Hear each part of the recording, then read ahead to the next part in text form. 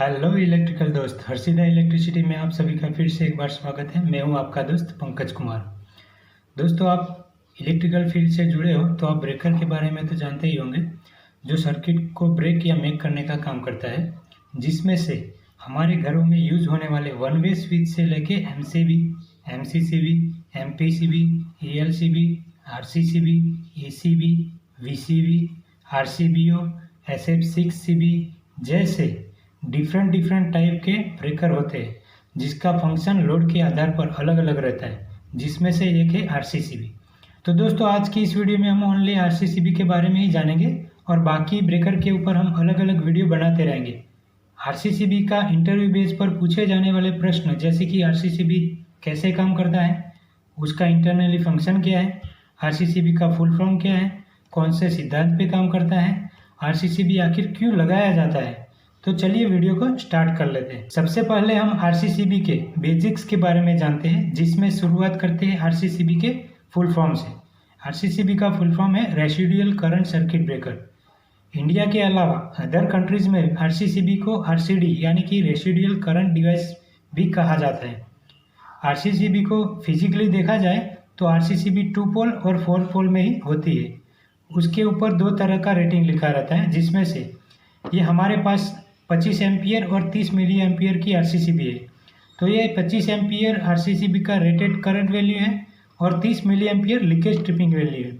अब rated current value की बात करें तो वो आरसीसीबी के अंदर की स्ट्रिप या स्टड की कैपेसिटी है, यानी कि उस स्ट्रिप को 25 एम्पियर तक ही डिज़ाइन किया गया है, यानी कि वो 25 एम्पियर तक ही करंट को सस्टेन कर पाएगा। उससे ज़्यादा करंट कंटिन्यू पास कराने से उसकी स्टड डैमेज हो जाएगी पर ट्रिप नहीं होगा। आरसीसीबी की rated value 16 ampere, 25 ampere, 32 ampere, 40 ampere, 63 ampere and 100 ampere तक ही रहती है। अब 30 मिली एम्पियर की बात करें तो वो लीकेज ट्रिपिंग वैल्यू है। आरसीसीबी की tripping value 30 milli ampere, 100 milli ampere और 300 मिली एम्पियर तक ही रहती है, जिसमें से 30 मिली एम्पियर की आरसीसीबी ह्यूमन प्रोटेक्शन के यूज में लिया जाता है, जबकि 100 मिली एम्पियर की आरसीसीबी इंडस्ट्रीज में मशीनरीज की प्रोटेक्शन के लिए यूज में लिया जाता है और 300 मिली एम्पियर की आरसीसीबी फायर प्रोटेक्शन के लिए प्रोवाइड किया जाता है। आरसीसीबी के ऊपर एक टेस्ट बटन भी दिया रहता है, जिससे आरसीसीबी की हेल्दीनेस चेक कर सकते हो, यानी कि टेस्ट बटन को प्रेस करने पर आरसीसीबी ट्रिप होनी चाहिए। हालांकि ये ध्यान में रखना है कि बिना सप्लाई दिए टेस्ट बटन वर्क नहीं करेगा। उसके बाद आरसीसीबी ऊपर इनकमिंग आउटगोइंग कनेक्शन का सिंबल दिया रहता है, तो हमें उसके हिसाब से ही कनेक्शन देना रहता है। अब एक और कॉमन क्वेश्चन की बात करें तो आखिर आरसीसीबी क्यों लगाया जाता है, तो आरसीसीबी हमारे घरों में या इंडस्ट्रीज में ह्यूमन प्रोटेक्शन और इलेक्ट्रिकल एवं इलेक्ट्रॉनिक्स इक्विपमेंट के प्रोटेक्शन के लिए यूज में लिया जाता है। आरसीसीबी ह्यूमन एवं इलेक्ट्रिकल डिवाइस को कैसे प्रोटेक्ट करता है उसके बारे में भी हम जान लेते हैं। तो दोस्तों, आरसीसीबी बैलेंस्ड करंट या लीकेज करंट के सिद्धांत पे काम करता है, यानी कि आरसीसीबी में फेज साइड से जितना पावर गया उतना ही पावर न्यूट्रल साइड से निकलना चाहिए। फॉर एग्जांपल, किसी सर्किट में आरसीसीबी के थ्रू फेज में से 100 इलेक्ट्रॉन्स का फ्लो हो रहा है और न्यूट्रल में से भी 100 इलेक्ट्रॉन का फ्लो रिटर्न हो रहा है, तो आरसीसीबी सर्किट को हेल्दी समझेगा। लेकिन अगर फेज में करंट लीकेज हुआ तो उसमें से पास होने वाले 100 इलेक्ट्रॉन्स की जगह पर न्यूट्रल साइड में 19 इलेक्ट्रॉन्स ही मिलेंगे और बाकी 10 इलेक्ट्रॉन्स लीकेज होके ग्राउंड हो जाएंगे।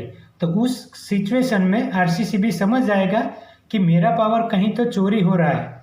तो ऐसे में आरसीसीबी के लीकेज रेटिंग से ज़्यादा लीकेज करंट पास होने पर आरसीसीबी इंस्टेंट ट्रिप होके पावर को आगे जाने नहीं देगा। अब मोस्ट क्वेश्चन की बात करते हैं कि आरसीसीबी कैसे काम करता है और उसका इंटरनली फंक्शन क्या है, तो चलिए उसे भी थोड़ा सा समझ लेते हैं। आरसीसीबी के इंटरनली फंक्शन की बात करें तो आरसीसीबी के अंदर एक आयरन कोर रहती है और उसके ऊपर 3 प्रकार की कॉइल लपेटी रहती है, जिसमें से एक phase coil, neutral coil and fault sensing coil रहती है। उसे हम सीटीबी कह सकते हैं। तो दोस्तों, आरसीसीबी ट्रिपिंग के पीछे का सारा खेल इलेक्ट्रोमैग्नेटिक इंडक्शन का है, जिसे आप लोग अच्छे से जानते होंगे, और अगर नहीं जानते तो कोई बात नहीं है। मैंने Faraday's law of electromagnetic induction के ऊपर ऑलरेडी एक वीडियो बनाया हुआ है, जिसकी लिंक मैंने डिस्क्रिप्शन में दिया हुआ है। तो उसे भी एक बार ज़रूर देख लेना ताकि आपको अच्छे से समझ में आ जाएगा। तो दोस्तों, अभी हमने देखा कि आरसीसीबी के अंदर एक आयरन कोर के ऊपर 3 प्रकार की कॉइल बनी रहती है, जो फेज कॉइल, न्यूट्रल कॉइल और फोल्ड सेंसिंग कॉइल है, जिसमें से फेज कॉइल में करंट पास होने पर आयरन कोर पर मैग्नेटिक फ्लक्स क्रिएट होगा और फेज करंट लोड में से पास होके न्यूट्रल कॉइल में जाएगा। अब न्यूट्रल कॉइल में भी करंट पास होने पर आयरन कोर पर मैग्नेटिक फ्लक्स क्रिएट होगा।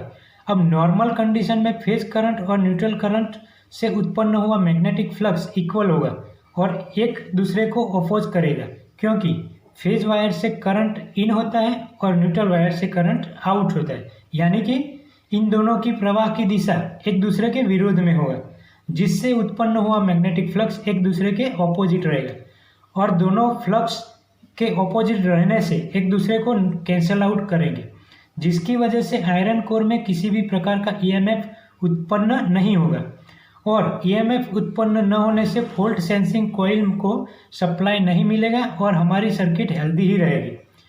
बट उसके विपरीत गलती से किसी व्यक्ति ने फेज या न्यूट्रल वायर को टच कर लिया तो आरसीसीबी से पास हो रहा करंट व्यक्ति की बॉडी से अर्थ हो जाएगा, यानी कि करंट लीकेज होगा। तो ऐसे सिचुएशन में फेज कॉइल में और न्यूट्रल कॉइल में करंट का अनबैलेंसिंग होगा। अब पास हो रहे दोनों करंट अनबैलेंसिंग होने से आयरन कोर पर मैग्नेटिक फ्लक्स भी अनबैलेंस क्रिएट होगा और मैग्नेटिक फ्लक्स इक्वल न होने से फेज और न्यूट्रल एक दूसरे को कैंसल आउट नहीं कर पाएंगे। अब मान लेते हैं कि किसी व्यक्ति ने फेज वायर को टच कर लिया है। उस कंडीशन में फेज वायर में लीकेज शुरू हो गया और लीकेज करंट के कारण न्यूट्रल कॉइल को करंट कम मिलेगा।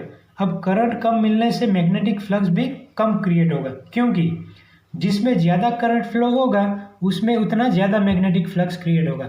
अब फेज कॉइल का मैग्नेटिक फ्लक्स ज़्यादा रहता है और न्यूट्रल कॉइल का मैग्नेटिक फ्लक्स कम रहेगा और दोनों मैग्नेटिक फ्लक्स को माइनस करने पर जो मैग्नेटिक फ्लक्स आयरन कोर में बच जाएगा उससे एक प्रकार की मैग्नेटिक फील्ड बनेगी और बनी हुई मैग्नेटिक फील्ड के कारण आयरन कोर में ईएमएफ उत्पन्न होगा और उत्पन्न हुए ईएमएफ से फोल्ड सेंसिंग कॉइल को सप्लाई मिलेगी और फोल्ड सेंसिंग कॉइल को सप्लाई मिलने पर उससे कनेक्टेड रिले ऑपरेट हो जाएगी एवं रिले के ऑपरेट होते ही उसके साथ लगे कॉन्टैक्ट को अपनी ओर खींचती है, जिससे आरसीसीबी ट्रिप हो जाती है। अब आरसीसीबी के फुल फॉर्म को थोड़ा सा समझ लेते हैं।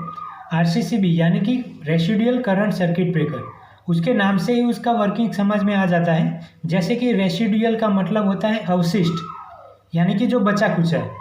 अब रेसिडुअल करंट फेज करंट और न्यूट्रल करंट के डिफरेंस से उत्पन्न हुआ करंट है और रेसिडुअल करंट की वजह से रेसिडुअल फ्लक्स क्रिएट हुआ, जिसके कारण फोल्ड सेंसिंग कॉइल को सप्लाई मिलने से आरसीसीबी ट्रिप होती है। अब टेस्ट बटन के फंक्शन को थोड़ा सा समझ लेते हैं कि वो कैसे काम करता है। आगे हमने जाना कि आरसीसीबी के ऊपर एक टेस्ट बटन रहता है जो आरसीसीबी की हेल्दीनेस चेक करने के लिए दिया रहता है और उसके साथ ये भी जाना कि आरसीसीबी में फेज और न्यूट्रल के बीच करंट का अनइक्वल होने से फोल्ड सेंसिंग कॉइल आरसीसीबी को ट्रिप करवा देती है।